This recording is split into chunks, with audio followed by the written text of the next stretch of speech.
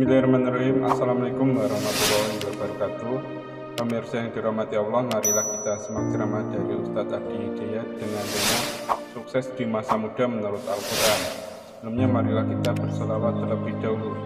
Allahumma sholli ala Sayyidina Muhammad wa ala ali Sayyidina Muhammad. Selamat menyaksikan. Allah sampaikan, nahnu naqussu 'alaika naba'ahum bil haqq. Kata Allah, dengan segala keagunganku. Ingat, nahnu itu akar dari kata inna. Ya, na-nya asal dari nahnu. Ta'zimun nafsi, ta'zimus sya'ni. Masih ingat pelajaran kita di Aku Suka saat Ramadan? Ta'zimun nafsi menunjukkan keagungan Allah, ta'zimus sya'ni menunjukkan kehebatan, keagungan, kebesaran informasi yang akan disampaikan. Ya, seakan Allah ingin mengatakan, demi keagunganku, demi kehebatanku, aku sampaikan informasi yang sangat berharga, informasi yang sangat bernilai, yang sangat dahsyat, sangat hebat. Nahnu naqussu 'alaika naba'ahum bil haqq. Kami kisahkan kisah para pemuda yang hebat itu, kan? Dengan sesungguhnya. Siapa para pemuda itu? Innahum fityatun amanu bi rabbihim. Nih, kalimatnya menggunakan ini. Ya, innahum fityatun, sungguh mereka itu fityatun, anak-anak muda. Teman-teman milenial, ya. Ada ayat milenial dalam Al-Qur'an yang menunjuk para pemuda. Ingat, ini kita ini, ya, generasi yang akan menggantikan orang-orang di masa kini, di masa depannya. Ayat ini berbicara tentang Anda, duhai teman-teman sekalian. Ada orang-orang milenial hebat, kata Allah, di masa lalu. Dan kehebatan milenial itu diukur bukan sekedar dari kehebatan instingnya, intelijensianya, kehebatan intelektualnya, kehebatan semangatnya. Bukan itu patokan utamanya. Innahum amanu, imannya yang pertama. Jadi kalau Anda ingin dikatakan seorang pemuda yang hebat, generasi milenial yang hebat, maka syarat pertama kehebatan dalam pandangan Allah itu iman. Jaga iman. Kalau cuma sekedar jadi orang-orang yang intelektual, ya, punya daya dobrak yang tinggi, inovasi yang hebat, bikin aplikasi, bikin ini, bikin itu biasa. Jangankan Anda, yang belum beriman pun mampu. Itu terbuka kompetisinya. Jangankan di Indonesia, di Amerika banyak, di Cina banyak, di Eropa banyak, melimpah. Tapi perlombaan menjadi baik, hebat dalam pandangan Allah itu spesial. Sang Khalik lah. Anda disebut hebat di Indonesia, belum tentu dikenal di Amerika. Orang Cina pun mimpi belum pernah ketemu kita. Orang Eropa belum tentu pernah lihat kita. Ya kan? Tapi kalau Anda disebut hebat oleh Allah, maka langit dan bumi mengatakan Anda yang terbaik. Maka syarat pertama, generasi pemuda hebat, itu kata Allah, amanu bi rabbihim, iman dulu. Nah, kenapa mereka disebut hebat? Ini dahsyat. Saking ingin mengupgrade imannya, mempertahankan imannya, mereka menghadapi intimidasi yang sangat luar biasa. Dikejar-kejar, sampai masuk gua. Ancamannya bukan hanya sebatas intimidasi, bisa eksekusi. Bukan cuma persekusi, bisa dieksekusi.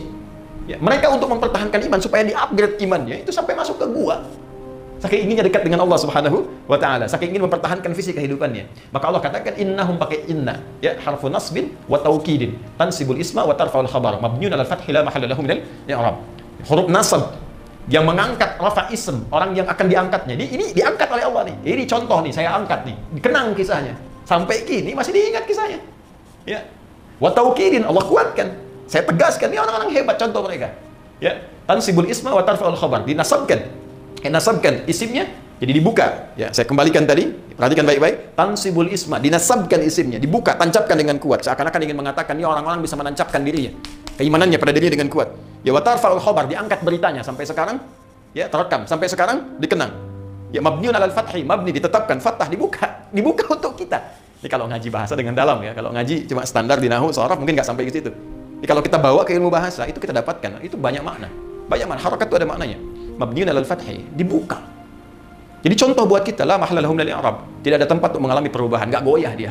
I'rab itu kan berubah, nggak goyah. Ini luar biasa. Nah, yang menarik apa? Belum selesai ayatnya. Wazidnahum huda. Ketika mereka mampu mengupdate imannya, mau naik ke level yang ini, sehingga merasakan kenikmatan iman, apa yang terjadi? Kami tambahkan hudan. Tuh. Jadi syarat pertama, untuk menjadi orang takwa, itu beriman, upgrade iman kita, maka hudan akan turun. Hudan lil muttaqin. Ketika para pemuda tadi bisa mengangkat upgrade imannya, maka hudan turun. Apa yang terjadi ketika hudan turun? Nikmat kan? Ya, suratal ladzina an'amta alaihim. Kembali ke An-Nisa 69. Ulaika ma'al ladzina an'amallahu alaihim. Maka dapat nikmat dari Allah. Apa nikmatnya? Allahu Akbar, tinggal tidur 309 tahun. Ya, di gua lagi. Ya, Anda tinggal di tempat sempit, ngontrak masih mengeluh. Sederhana, mereka di gua, kasur nggak ada, tempatnya keras, sinar terbatas. Tapi kalau sudah mendapatkan hudan, ya nikmat saja. Ya, matahari putar kanan, putar kiri, cahaya dicukup, nikmat. Bayangkan 309 tahun tidur enak banget. Begitu bangun kayaknya baru kemarin tidur. Coba lihat. Ya, Masya Allah. Ada orang tinggal rumah mewah, tempat tidurnya luar biasa, setiap 9 menit bangun. Apa kenikmatannya? Hah? Anda boleh kaya, tapi belum tentu bahagia. Ya.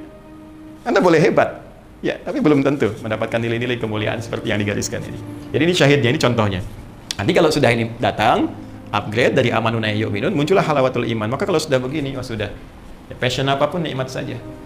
Apapun tinggal pilih. Mau dengan tenaga, mau dengan harta, mau dengan ilmu, mau dengan kedudukan, bebas, semuanya nikmat. Ya, Bilal itu cuma dengan tenaga, Abu Bakar dengan harta bendanya, Ali bin Abi Thalib dengan ilmunya, Amr bin As dengan kedudukannya, semua punya passion masing-masing. Bilal, kalau mau jualan, mau dagang, bisa kaya, sahabat Nabi, banyak dikenang, bisa dimuliakan, tawaran banyak sepeninggal Nabi. Tapi kalau milih jadi muadzin dengan tenaga saja cukup.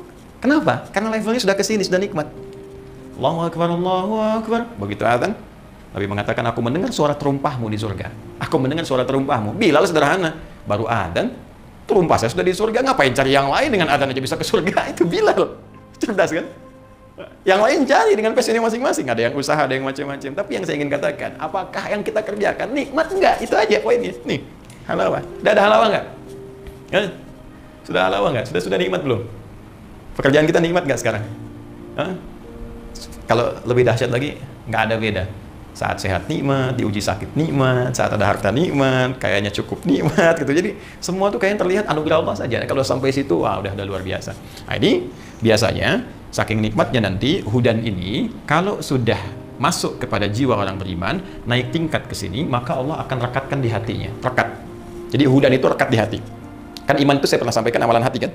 Ada rekat. Rekat tuh diikat rabato namanya. Rabato yarbatu. Rabit tuh ikatan. Ya. Diikat begini di jiwanya. Kalau sudah ikat kan nggak lepas. Yang celaka kan yang belum diikat kan, ya kan? Yang belum diikat nih.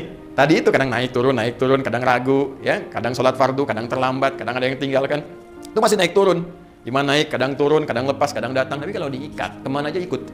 Kalau sudah ikut, jadi pedoman dalam kehidupan. Ini yang hebat. Makanya di ayat selanjutnya, ayat ke-14-nya, warabatna ala qulubihim.